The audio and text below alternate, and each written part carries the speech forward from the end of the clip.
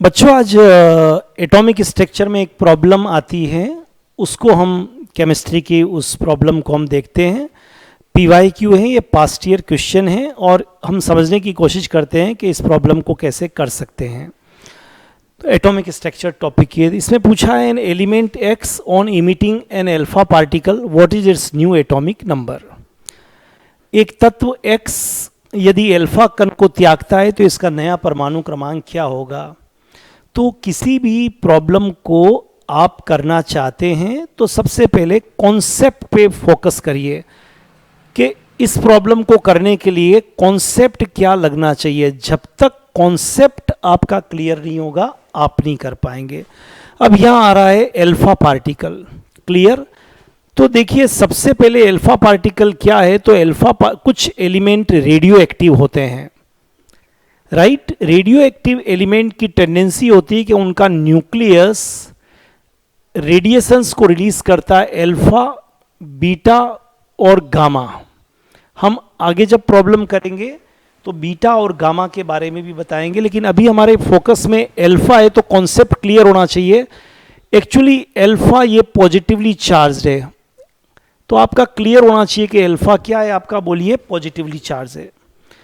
अब ये जो अल्फा है, एक्चुअली ये जो अल्फा है आपका, ये अल्फा हीलियम एटम का न्यूक्लियस है। जैसे ही मैंने न्यूक्लियस किया, देखिए मैंने क्या लिखा है, He+2। यहां मैंने इसको He+2 लिखा है।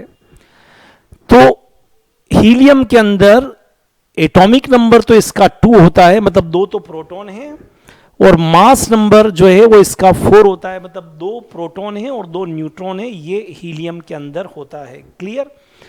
तो आपको समझना है कि जब भी कोई एलिमेंट अल्फा पार्टिकल को लूज करेगा, इलेक्ट्रॉन की तो बात ही नहीं है क्योंकि ये न्यूक्लियस ऑफ हीलियम एटम है, तो 2 तो एटॉमिक नंबर में लेस होगा, मतलब एटॉमिक नंबर इज Z-2 जो भी कुछ होगा, और मास नंबर में 4 का डिक्रीज होगा, मतलब A-4, क्लियर।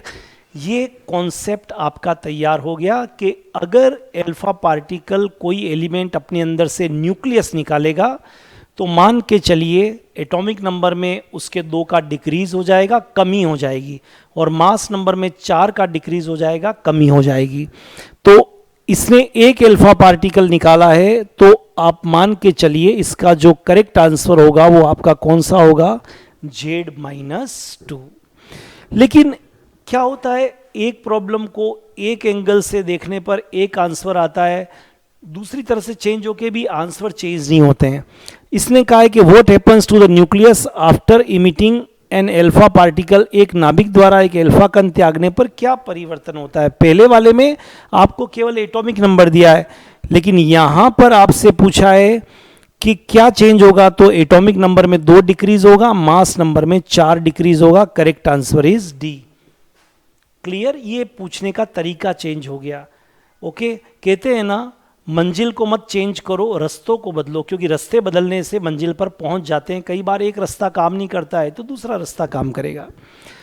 इस बार प्रॉब्लम को और चेंज किया और आपसे कहा कि 90 थोरियम, उसने एक अल्फा पार्टिकल को, तो बड़ा सिंपल सा है कि अगर मान लीजिए इस प्रॉब्लम को करने के लिए 90 आपके पास थोरियम दिया है और उसने एक अल्फा पार्टिकल को लूज किया है, तो डेफिनेटली जो नया एलिमेंट व्हाटएवर जो भी बनेगा, वैसे रेडियम होता है, उसका एटॉमिक नंबर कितना होगा, 88। और आप जानते हैं सेकंड ग्रुप में beryllium, magnesium, calcium, strontium, barium और रेडियम। तो नया जो ग्रुप हो जाएगा, क्योंकि 88 हो गया इसलिए नया ग्रुप जो हो जाएगा वो कौन सा हो जाएगा, सेकंड हो जाएगा।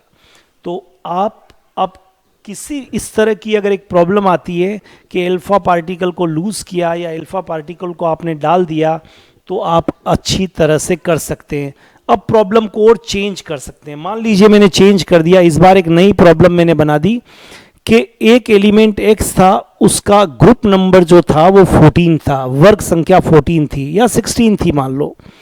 अब उसने अंदर अल्फा पार्टिकल को निकाल दिया, एक अल्फा पार्टिकल को उसने निकाला, तो पूछ रहे हैं कि Y एलिमेंट बना, उसका नया ग्रुप नंबर कितना होगा। तो क्लियर सी बात है, Z में 2 का कमी हो जाती है, तो नया जो ग्रुप नंबर होगा वो उस एलिमेंट का 14 होगा। आई होप अब अल्फा पार्टिकल से रिलेटेड कोई भी प्रॉब्लम आएगी आप बहुत अच्छी तरह से आप कर सकते हैं। ऐसे ही हम बीटा देखेंगे, गामा देखेंगे। क्लियर?